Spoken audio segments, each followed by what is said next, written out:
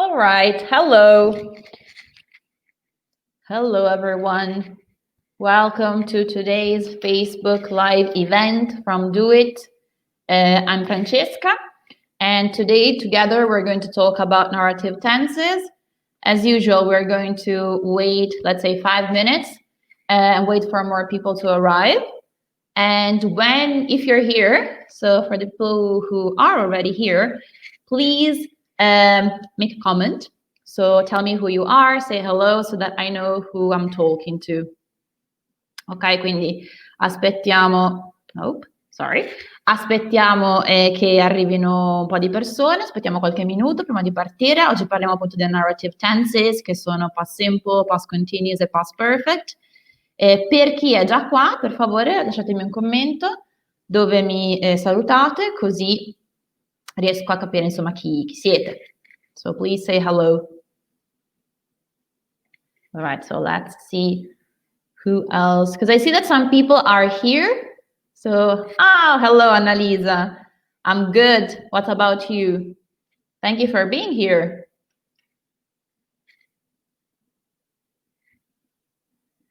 Who else is here? I see people coming in.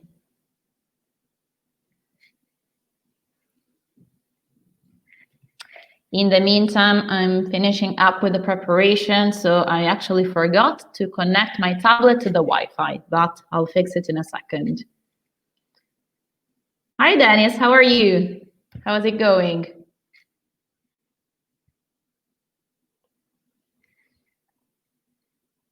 Hi, Gianna. Good morning. Hello, Margherita. Oh, lots of people. Excellent. I'm really happy to see all of you on this maybe not so fine Saturday morning.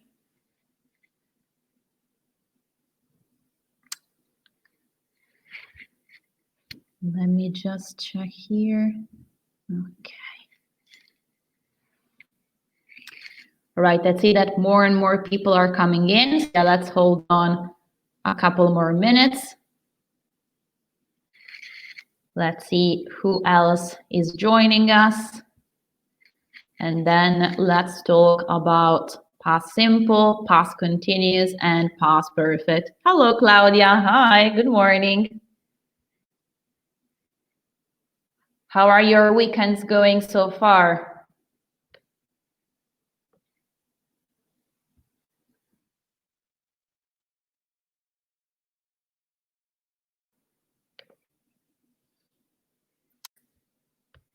Okay, so we have a nice crowd. I think this morning we have a nice crowd of people apparently interested in revising these tenses, which is good. Quindi sì, vi vedo che state arrivando in un pochino. Bene, mi fa piacere, così ripassiamo insieme questi tempi verbali stamattina. Let me take a note here.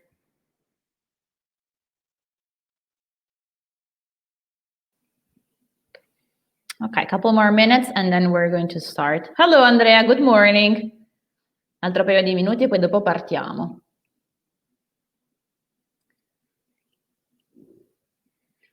So this morning will require some coordination on my part because I'm actually using my laptop, my tablet and also a notebook. Quindi oggi devo essere particolarmente coordinata, quindi se mi vedete guardare in posti diversi è per questo, perché ho il computer, il tablet e anche un notebook. To be sure to give you as much information as possible, così sono sicura di ricordarmi di darvi tutte le informazioni.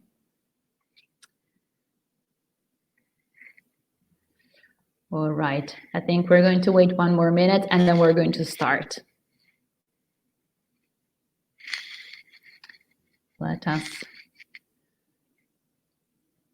So we're almost ready.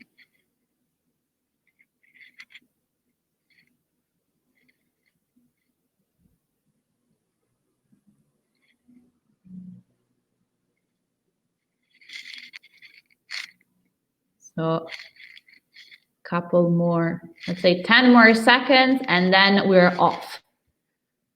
Then we're going to talk about past simple, past continuous, and past perfect. Okay, I think that it's time to start. So yes, past simple, past continuous, and past perfect all together are called narrative tenses. Quindi insieme questi tre verbi, past simple, past continuous e past perfect, li chiamiamo narrative tenses. Ok? Perché insieme li usiamo per raccontare una storia. Nel frattempo mi hanno portato l'acqua, so thank you very much. Mi ero dimenticata. People who have been here before know how essential water is for me, quindi quelli che hanno già seguito le mie dirette sanno che l'acqua è abbastanza essenziale. So yes, so narrative tenses are used all together to tell stories. Quindi li chiamiamo narrative tenses appunto perché tutti insieme li usiamo per raccontare una storia. In che senso? So what do we mean by a story? So today we're going to actually look at stories. So people telling us about specific events in their life. Quindi oggi vediamo un attimo delle storie nel senso proprio di persone che ci raccontano cose che sono successe. Keep in mind that, for example, at work, you might need to explain how a situation went and why. And in a way, that is a story. And so in that kind of context, you might need to use narrative tenses too. Quindi, per esempio, se a lavoro dovete spiegare una situazione che è successa, quella è in un certo senso una storia. Quello che voglio dire è che narrative tenses servono appunto nella narrativa, ma non solo, ok? Le applicazioni sono poi diverse a seconda dei contesti. So, here we have a story that is taking a shortcut. As you can see, I put the source below. So the source is English File Intermediate. This is the 3rd edition, and it is a text on page 47. I'm going to read it to you, and together we're going to identify the tenses here. So the title of this story is Taking a Shortcut. And on the 21st of April, 1980, 23-year-old Rosie Ruiz was the first woman to cross the finish line at the Boston Marathon. She finished the race in the 3rd fastest time for a female runner, 2 hours, 31 minutes, 56 seconds. But when the organizers congratulated Rosie after the race, they were surprised because she wasn't sweating very much. Some spectators who were watching the race told them what had really happened. During the last half mile, Rosie suddenly jumped out of the crowd and sprinted to the finish line. The marathon organizers took Ruiz's title away and awarded it to the real winner, Jacqueline Garreau, I hope this is how you pronounce her name. It was later discovered that 3 months earlier, Rosie had also cheated in the New York Marathon, where she had taken the subway. Okay, so we have this story about this, let's say, athlete, Rosie Ruiz, who technically was the first woman to cross the finish line at the Boston Marathon. But actually she had cheated, aveva barato, and the organizers understood that she had cheated because she wasn't sweating at the end of the marathon. Ok, l'hanno capito perché non stava sudando a fine maratona. And some spectators were witnesses to what had really happened. And what had happened is that she had basically not run a part of the marathon. Ok, quindi quello che è successo è che Rosie Ruiz non aveva corso una parte della maratona. The biggest part, praticamente la parte più lunga, più importante.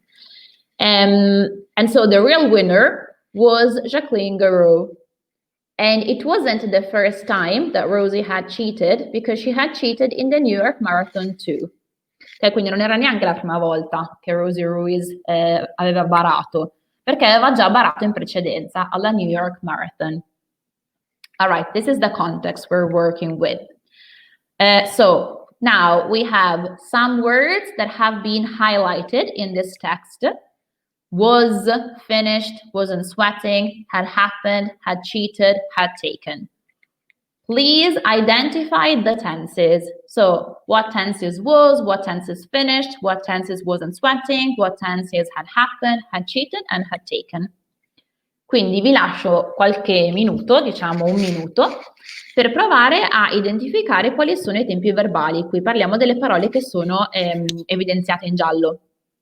Ok? Quindi scrivetemi nei commenti per ogni verbo, secondo voi, qual è il tense, il tempo verbale corrispondente? Alright, so I'll be waiting for you in the comments. Ok, quindi vi aspetto un attimo nei commenti. Going to take advantage of the situation and have some water.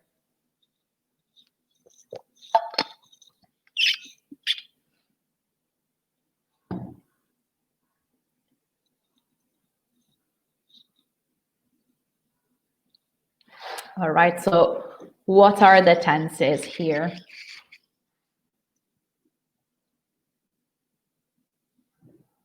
Okay, Gianna says was and finished, past simple. Okay, good. What else?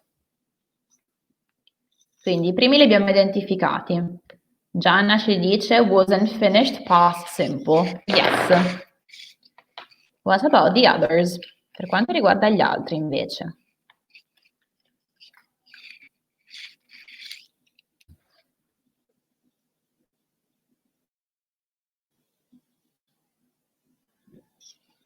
So wasn't sweating, had happened, had cheated, had taken. What are those? Oh, Margherita. Wow. Okay. Was past simple, finished past simple, wasn't sweating past continuous, had happened past perfect, had cheated past perfect, had taken past perfect. Well done. Very good, Margherita. So we have identified all of them. In fact, yes, was and finished past simple, wasn't sweating past continuous, and had cheated and had taken past perfect. Good. Okay, so we have these three tenses. Look at the text now and tell me what you can remember or what you can get from the text in terms of how we use them. Quindi provate a guardare il testo e ditemi un po' cosa vi ricordate, insomma, quello che riuscite a capire dal testo di come li usiamo questi tenses. So how do we use these tenses then? Remember, we're talking about past simple, past continuous, and past perfect.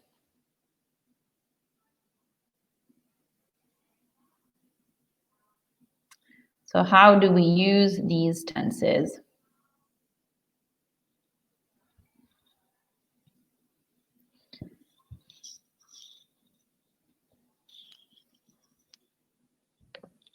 I'm going to put this question in the comment too. So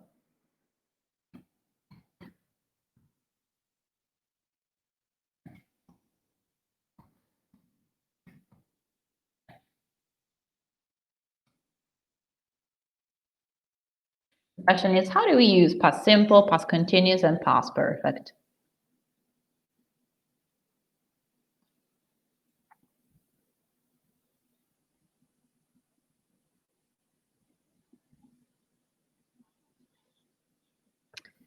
Who wants to try? Okay, Dennis, past simple.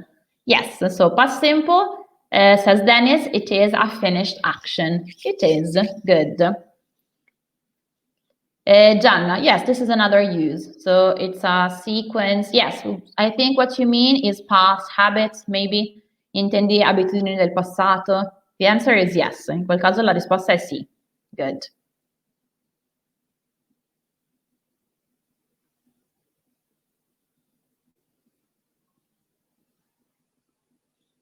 What about past continuous and past perfect? So for past simple, we can say that they are, actually I'm going to write it down, quindi ve lo scrivo, dopo comunque vediamo alla prossima slide. But past simple, finished, past actions, and past habits.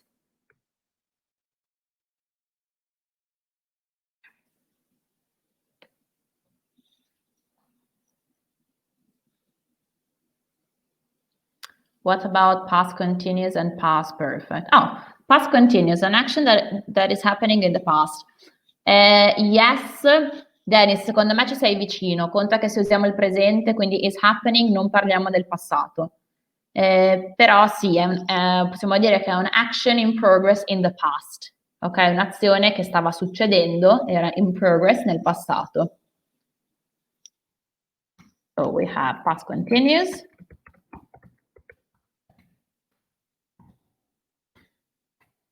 an action that was in progress in the past. Okay, and what about past perfect? Who wants to try with past? Oh, Margherita, past perfect, something that happens before a past action. Yes. So in a sequence of events, in a sequence of past events, quindi quando abbiamo una sequenza di azioni nel passato, the past perfect action is kind of the first one. Ok, quindi quando abbiamo una sequenza di azioni nel passato, il past perfect è la prima, cioè quella che è avvenuta prima delle altre. E Dennis, secondo me tu stai pensando al present perfect, ma quello è diverso, lo affronteremo comunque in una diretta del futuro. Quando usiamo appunto il past perfect parliamo di la prima azione in una sequenza o comunque un'azione che è venuta prima di altre. Ok, so past perfect, it is an action that happened before another past action. Oh, that's okay, Dennis, no worry. No worries. Ok, non vi preoccupate se fate qualche errore, siamo qua per chiarire dei dubbi, quindi va benissimo. Ok, so past simple. We use it to talk about finished past actions and past habits. And the structure is the following.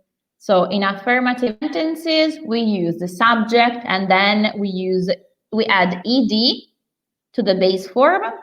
And for irregular verbs, we have to learn them. And then we have was or were.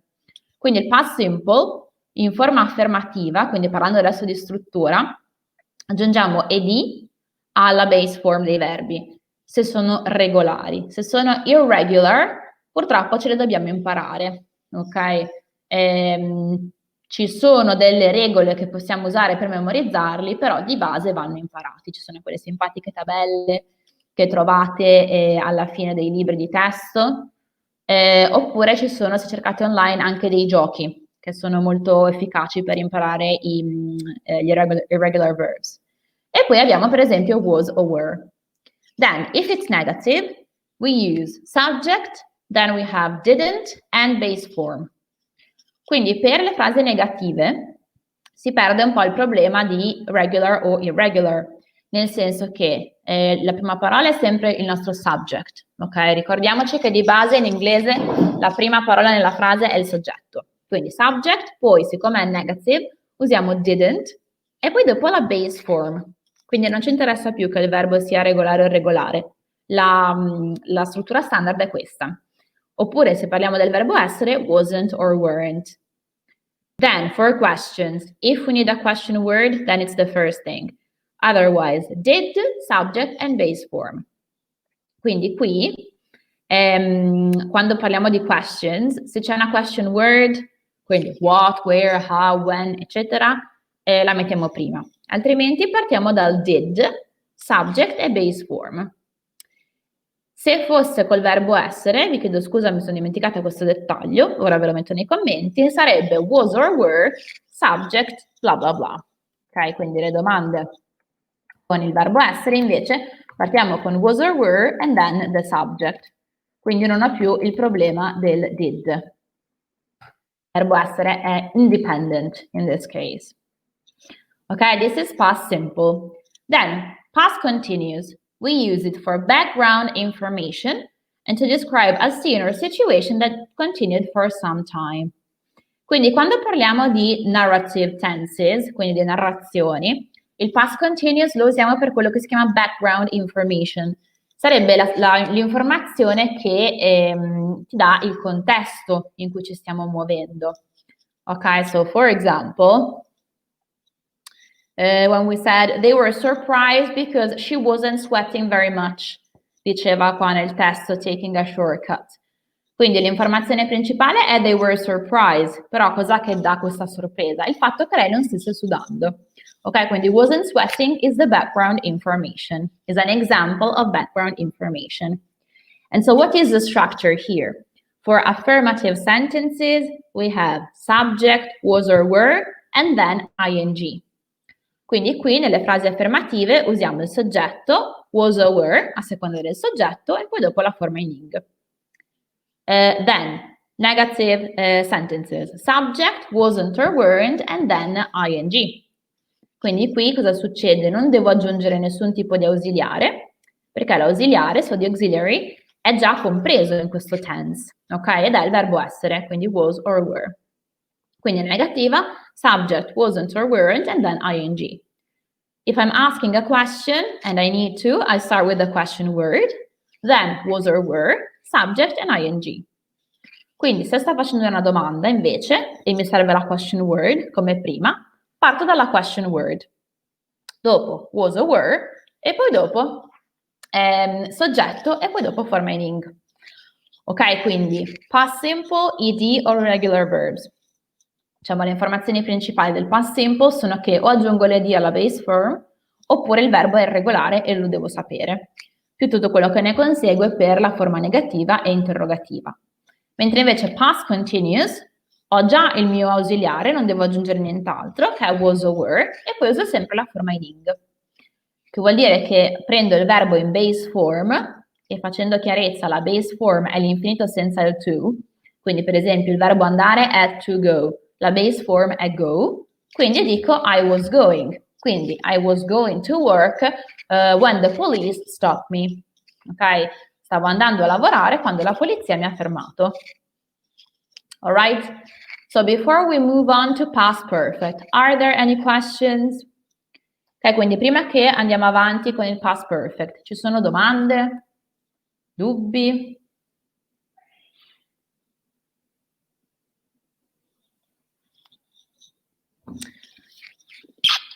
I'll be waiting for your answers in the comments. Ok, quindi se avete domande o anche se non le avete, fatemelo sapere nei commenti perché se le avete rispondiamo, altrimenti andiamo avanti, parliamo di past perfect.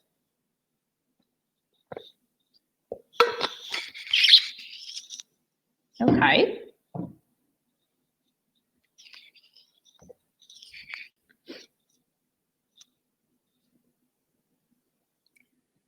All right, should be pretty clear. Ok, quindi penso che questo sia abbastanza chiaro. Ok, I'm having 2 okays, quindi ho già 2 ok. So I think that we're going to go on.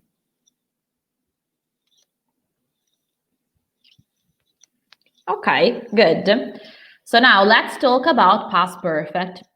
We said use it to describe an action that happened before another past action. Ok, quindi quello che dicevamo prima, il past perfect è, per dirla in maniera semplice, la prima azione nel passato in un contesto che abbiamo. So going back to taking a shortcut, torniamo un attimo indietro, some spectators who were watching the race told them what had really happened.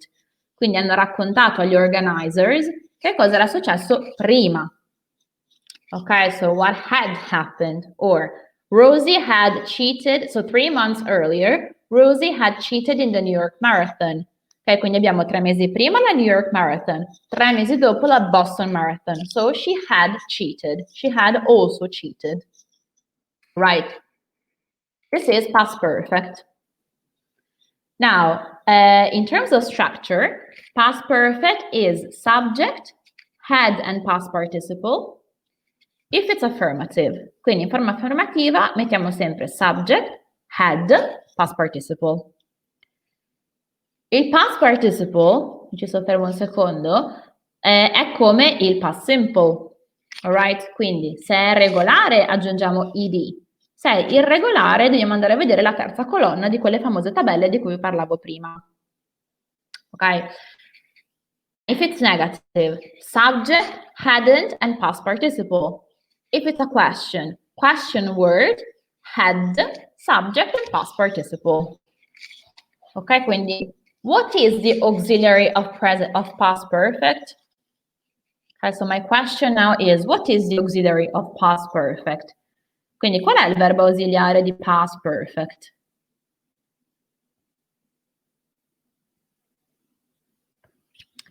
I'll be waiting for your answers in the comments. Quindi provate a rispondermi nei commenti. Okay, so my question is, what is the auxiliary for past perfect?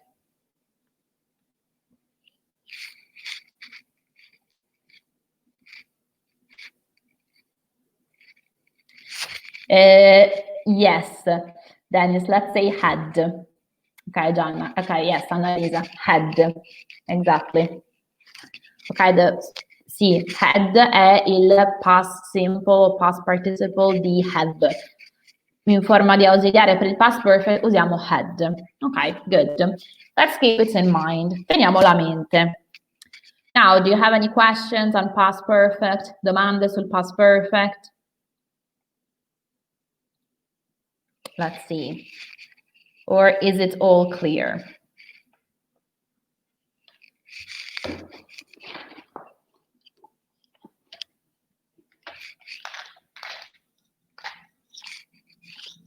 Let me know in the comments. If it's clear, we're going to move on. Otherwise, I'm going to answer your questions. Ok, quindi lasciatemi comunque un commento. Se è tutto chiaro, andiamo avanti. Altrimenti rispondo volentieri alle vostre domande. All clear. Okay. So I think that we can go on. So let's do a quick check then. All right. I have two sentences here. I didn't have a shower yesterday, or I hadn't a shower yesterday. Only one is correct.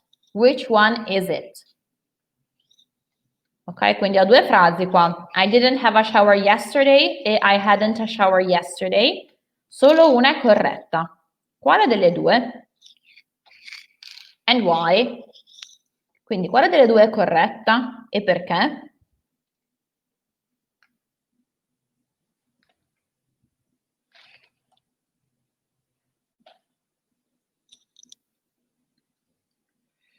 What do you guys think?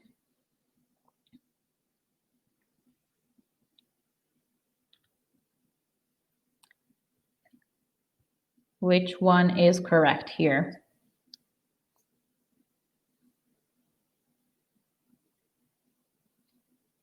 Let me know in the comments what you think.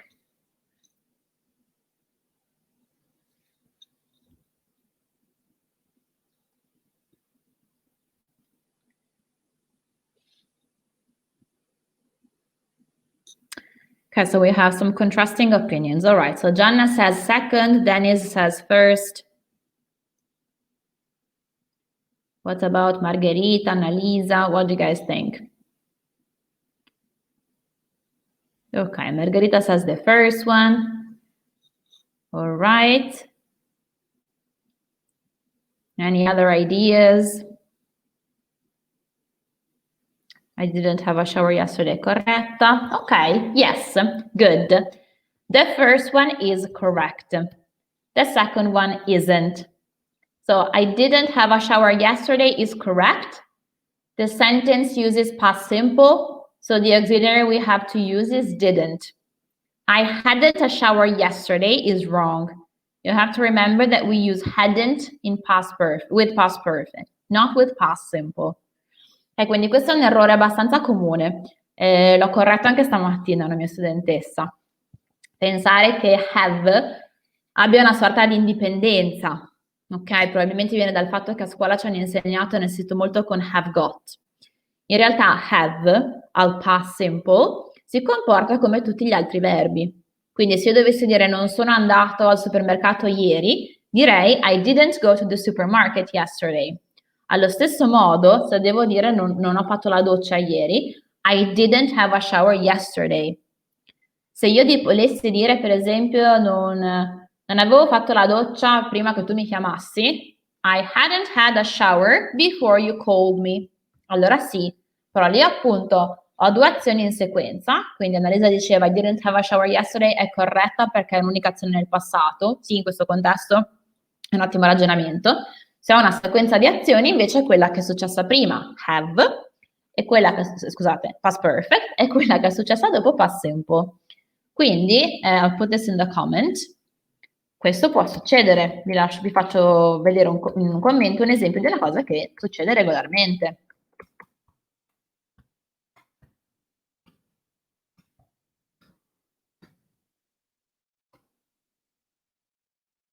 I hadn't had a shower before you called me. Ok, non avevo fatto la doccia prima che tu mi chiamassi. So, I hadn't had a shower before you called me. Hadn't had può sembrare una ripetizione, ma non lo è. Hadn't, auxiliary. Had, main verb. Quindi qua uso hadn't perché è un ausiliare, è l'ausiliare del past perfect. E uso had perché è il verbo principale. Ok, è quello che mi dà la mia azione. So, be careful with this. Attenzione a questo, quindi. Any questions on this? Domande su questo? Or shall we move on? Se è chiaro, proviamo a fare un esercizio insieme.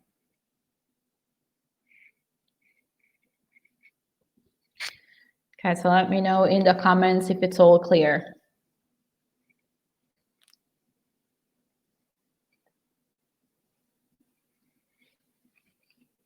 Ok. I have the first ok, ho il primo ok. A procedere. So, I'm going to introduce the first exercise then, or the next one actually. Okay, good. So, I'm going to show you a text now. So I'm going to change slide in a second and show you a text. The text is titled, My First Car Nightmare. And in the text, you will see that there are some gaps. So I'm going to give you a minute to read it. Oh, hi, Alessandra. Hello. So I'm going to give you a minute to read it. And then I'm going to read you the entire text without gaps. And by listening to me, you'll have to try and fill in the blanks. Ok, quindi facciamo un esercizio di listening. Vi faccio, adesso cambierò slide, vi farò vedere un testo dove ci sono dei gaps. Vi leggerò il testo in forma completa e ascoltandomi dovrete provare a riempire questi gaps. Ok, quindi provare a capire quali sono i verbi che lo riempiono, che vanno negli spazi vuoti. E poi dopo lo leggiamo insieme una volta e poi dopo lo controlliamo. All right, so this is the text. The text is, like I said, my first car nightmare. All right, as you can see, my car, and I still very excited about it. All right, so those were the gaps I was talking about. So listen to me, grab a notebook or a piece of paper and a pen and try to fill in the gaps. Quindi ascoltatemi, prendete un block notes, un foglio, insomma una penna e proviamo a riempire insieme questi gaps. Quindi ve lo leggo, provate a capire cosa sto dicendo. All right, so my first car nightmare. This story happened to me about 5 years ago. And it's probably the worst thing that's ever happened to me while driving a car. I had bought my car the week before, and I was still feeling very excited about it. It didn't have air conditioning, but that didn't matter to me because it was my first ever car. I knew that my best friend Penny had always wanted to visit a picturesque little village in the mountains about 150 kilometers from where we live. So I called her and told her that I would take her there the following day. It was a perfect warm spring day. The sun was shining and the sky was blue. While I was driving and we were chatting, I saw something out of the corner of my eye. It was a wasp which had flown into the car. Penny and I both tried to kill the wasp, which was buzzing around inside the car. But the wasp suddenly disappeared. Then I felt a pain in my arm. The wasp had stung me. I forgot that I was driving and bang! I crashed into the car in front of us. Nobody was hurt, but that was the end of our day out and of my car. All right. Now, I'm going to reread the gap sentences so that you can double check your notes. Quindi vi rileggo le parti con i gaps, così potete ricontrollare i vostri appunti. We have, I had bought my car the week before, and I was still feeling very excited about it. This is the first. Then, I knew that my best friend Penny had always wanted to visit a picturesque little village in the mountains. Then, the sun was shining and the sky was blue. Then, it was a wasp which had flown into the car. The next one is, then I felt a pain in my arm. The wasp had stung me. I forgot that I was driving and bang, I crashed into the car in front of us. All right. So, how did you fill in those blanks? What is the first verb? And it says, I my car the week before. What goes there? Quindi come lo completiamo il primo gap?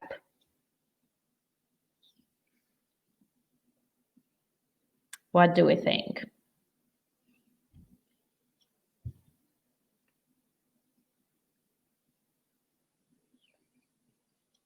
All right, good, exactly.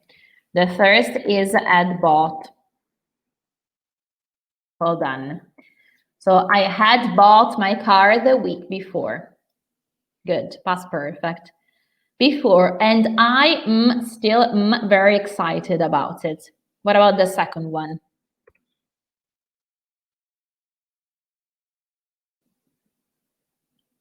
What did you put there?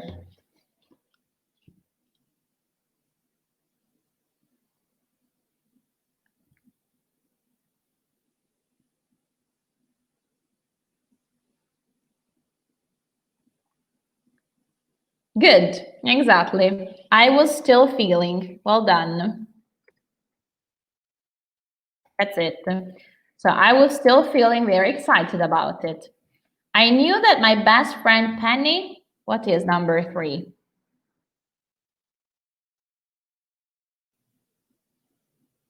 What did you put in the third gap?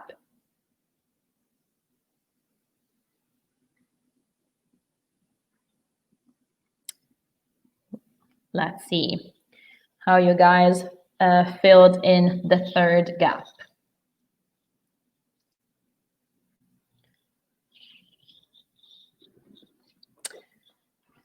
Penny always to visit a picturesque little village in the mountains. What do you think for this one? Very good. Yes, I had always wanted. That's it.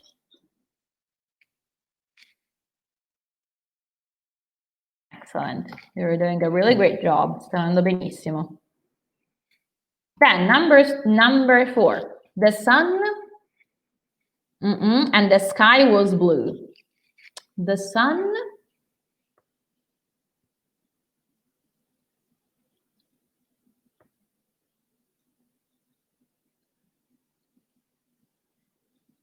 What was the sun doing here? Very good, Dennis. Yes, the sun was shining. The sun was shining and the sky was blue. Excellent. All right. Then it was a wasp, which, what about number 5?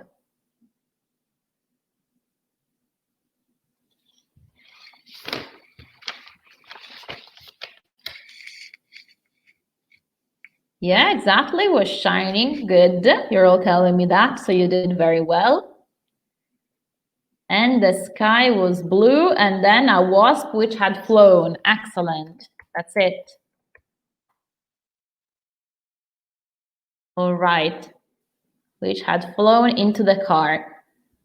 Then number 6. Yeah, good, Alessandra, good correction. So then a pain in my arm. What happened there? Good, I felt a pain in my arm. The wasp had stung me. Very good.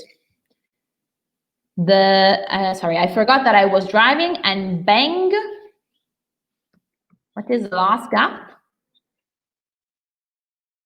Very good. Yeah, you're always saying felt. Well done. So bang I into the car in front of us. Good. I crashed into the car in front of us. Well done. You did very well. Good. Ah, all right. Yes, this is crashed. So CRA, not CRU. But you identify the correct tense, which is good. Okay, well done. Any questions on the text? Domande su questo testo?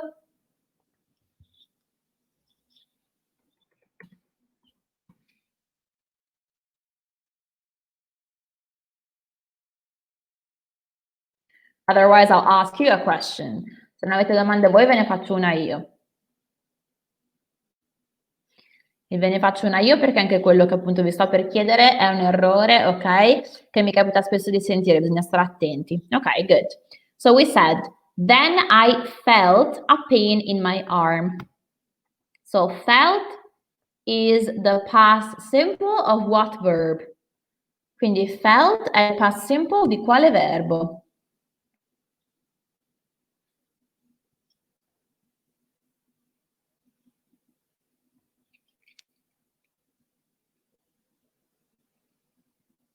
What do we think? What do you think? I felt a pain in my arm. Where does that come from? Good, exactly. Okay. Feel, felt, felt. Very good. Okay. Ok, well done. Ve l'ho chiesto perché spesso viene confuso con fall. Mi capita spesso che le persone mi dicano fall, felt, fallen. No, feel, felt, felt, fall, fell, fallen. Okay, quindi attenzione a questo errore. Right.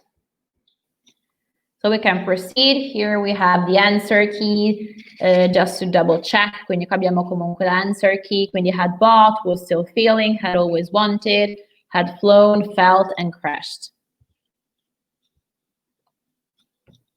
Now, again, this is a complete text. I have highlighted some phrases. So if I want to get that information, what questions should I ask? Quindi se l'informazione, cioè se quello che nel testo è highlighted, evidenziato in giallo, fossero le informazioni che io vorrei sapere, quali sono le domande che dovrei fare? The first piece of information I want is about 5 years ago. The second is a picturesque little village in the mountains. The third is it was a wasp. And the last one is the wasp had stung me. Quindi, ragionando anche sul contesto, secondo voi, per ottenere l'informazione about 5 years ago, che domanda dovrei fare? Let's try to take a look together. Proviamo a capirlo insieme. So try to come up with a question for this in the comments. Provate a scrivermi delle ipotesi, diciamo, su domande che posso fare per ottenere questa informazione nei commenti. Let's see what you think. Vediamo cosa ne pensate.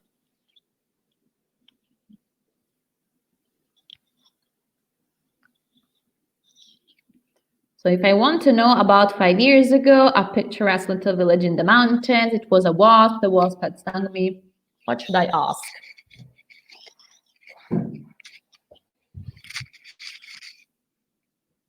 Quindi cosa dovrei chiedere se io volessi quelle informazioni? Good, exactly, Margherita. That's a good example. When did this story happen?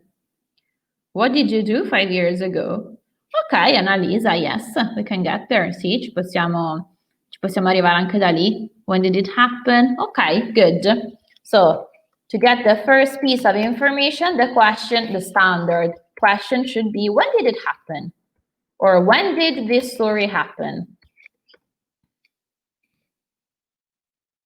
Okay, well done. Perfect. Number 2, a picturesque little village in the mountains. What about this one? Per la seconda, invece, la risposta dovrebbe essere a picturesque little village in the mountains. E la frase è I know that my best friend Penny had always wanted to visit a picturesque little village in the mountains. Che domanda faccio per avere questa informazione?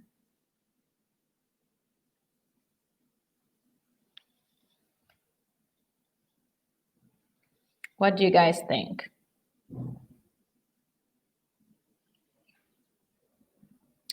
What question should I ask if that is the information that I want?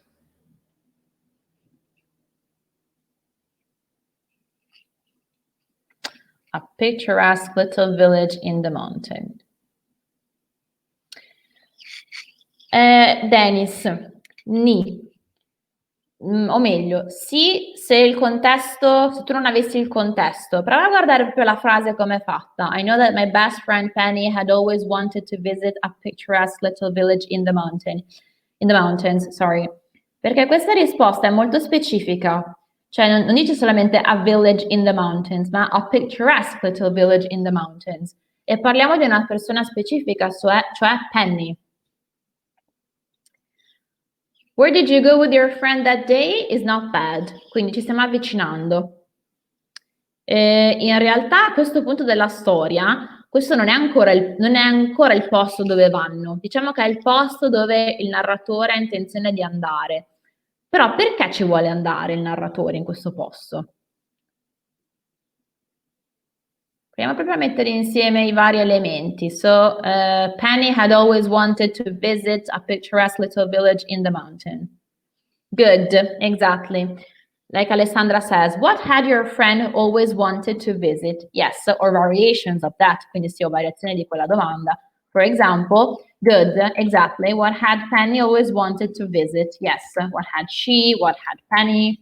What had your friend? Good, always wanted to visit.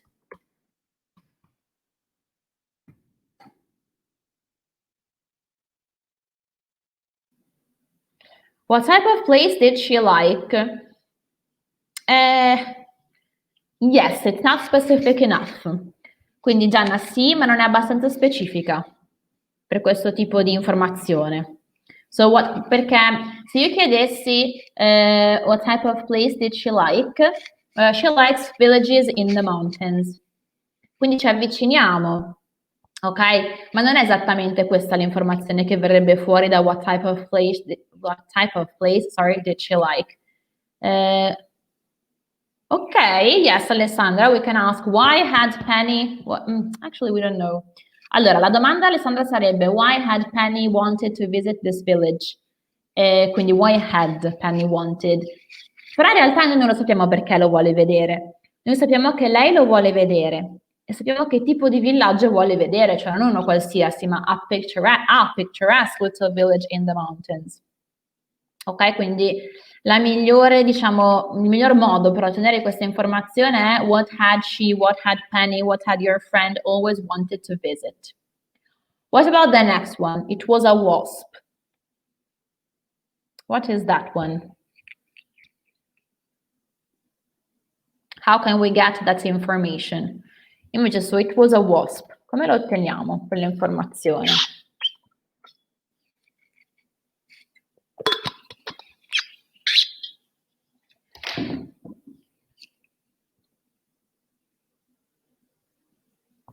It was a wasp which had flown into the car.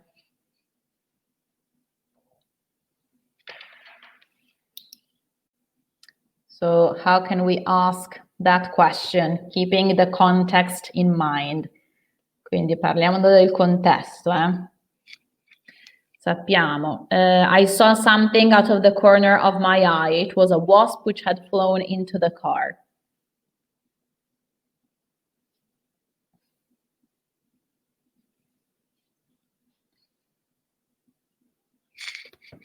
What do we think? What is the question there?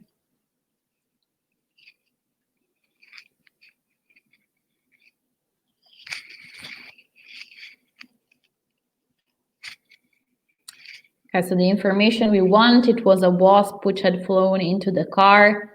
the other kind of part of this context is I saw something out of the corner of my eye. What did you see into the car? Yeah, it would be what did you see in the car? Margherita, non into, but yes, good idea. What did you see in the car is a good one. Any other options that come to mind? Altre cose che ci vengono in mente?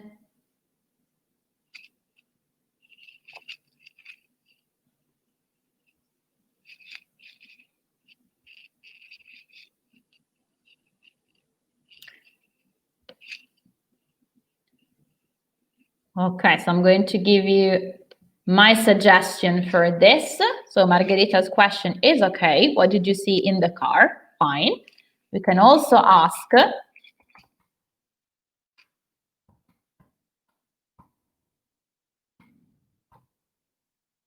very specific question. What did she see out of the corner of her eye? Or what did you see out of the corner of your eye? Or even, because after it says it was a wasp which had flown into the car, what had flown into the car?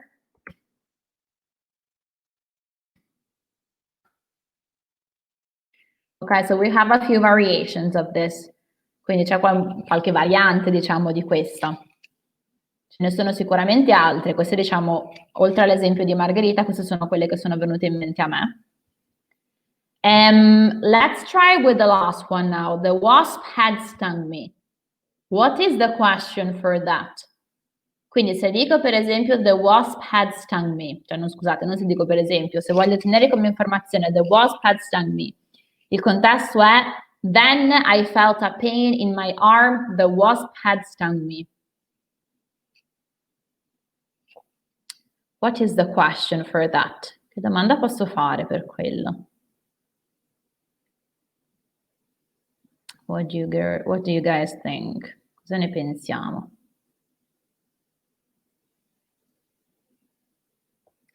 Come on, last effort, gli ultimi sforzi.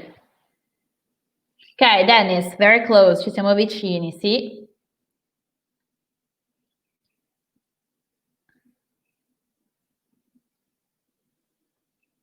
You can ask what stung you in that case. Senza did it. Quindi cosa ti appunto? What stung you? Yes. I had another option in mind, which is this. I'm going to write it up, and it is, what had the wasp done? Cosa aveva fatto la vespa? It had stung me. So the wasp had stung me. Ah, what had the wasp done to you? Very good, Margherita. That's it. Exactly. All right. So, yeah, these were my suggestions, my ideas. Okay, so this was obviously to practice asking questions using these different tenses. Now, we are actually at the end of this presentation. Does anyone have any questions? Any last doubt? Dubbi che vi sono rimasti?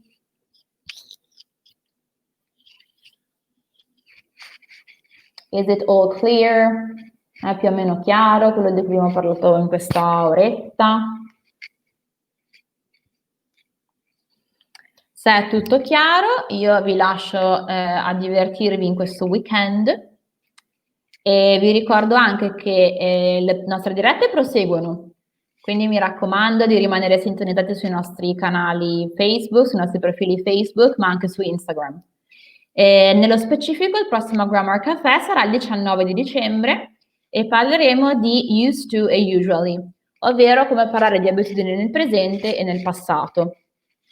Anche qui guarderemo un po' di regole, passeremo un po' di strutture e parleremo un po' di errori che le persone fanno comunemente, soprattutto nel passaggio italiano-inglese, parlando di abitudini in the past and in the present. All right. Thank you for being with me. I'll have to practice, but I think it's clear. Ah, right, sure. Margherita, grazie, mi hai ricordato una cosa. Per chi vuole fare esercizi su questo argomento, ho preparato delle dispense. Quindi se volete mandare un'email a info@doitlingue.com, c'è anche nei commenti il nostro indirizzo email, vi mandiamo volentieri delle dispense. Sono dispense che potete correggere da soli, ci sono anche le answer keys, a parte l'ultimo esercizio, quindi poi lì eventualmente quando insomma, avete voglia di farlo, poi ci mandate le frasi che avete scritto e ve le guardo, ok? Quindi se volete la dispensa, info@doitlingue.com. I'll see you next time. Ci vediamo la prossima volta. All right? Bye bye. See you.